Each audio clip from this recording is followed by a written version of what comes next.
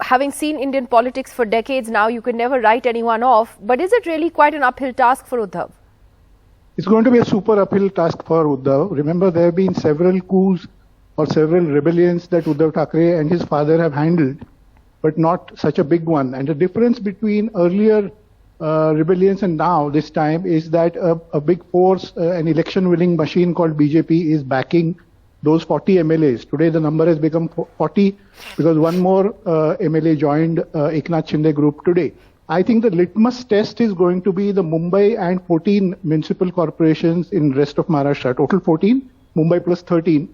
That's going to happen in September, end of monsoon. Dates are not clear yet. But I think BJP's strategy right now is to put forward a Shiv Sainik as the head of their government and try and win as many municipal corporations, because that is going to be like a mini assembly poll before the 2024 poll. So your question to other panelists was, will this Agadi stay, will this Agadi MV stay together, etc. Now they are going to work from waypoint to waypoint.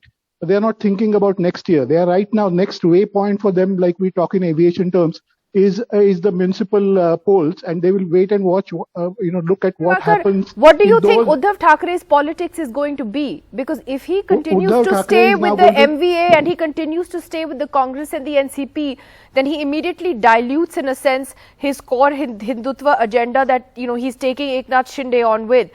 So is it a dilemma for him actually now? It's a huge dilemma.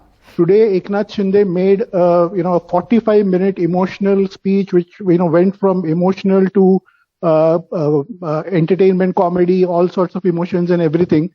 And in that, he spelled out the strategy that they're going to follow, the Eknath Shinde group. He said that I have 40 MLAs and I will ensure that each one of them will get elected because they have 2,000 activists each under them, Shiv Sainiks under them, and we will go to all districts, etc. So they are going to be on an offensive backed by BJP, that is very clear.